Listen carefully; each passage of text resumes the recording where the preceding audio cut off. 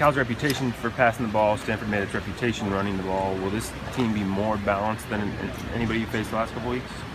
I think so. I think they're very balanced. Great run attack, excellent receivers, great quarterback. I think they're the more balanced of the teams we've faced.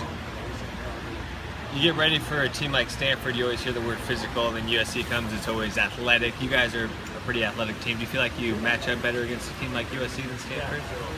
I mean, I think it's hard to say that. You know, I think that this team, I think that USC brings a physicalness and an athletic component. So I think they're more of a complete team that can do it both.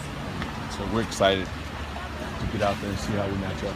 Coach Helton's really committed to the run.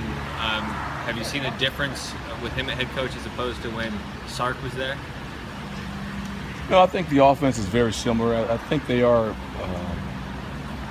I think they do run it probably a little more. There's probably some situations where they're a little more consistent at running it, but they still do a lot of the same things. The play action passes, the match protection, throw the deep ball. A lot of that's very similar. What are your impressions of Kessler at this point in his career? He's a terrific quarterback. He does a nice job of buying time, extending plays, and then he does a great job of finding that second and third receiver. You know, if he gets in trouble, he knows where to go with the ball. How much has Arion improved over the last few weeks at that corner spot?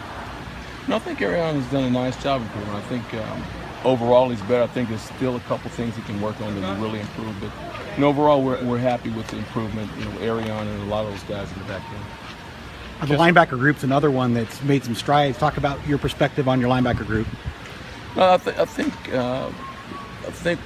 the nice thing about the linebackers right now, I think they're playing a little more freely, a little more loose.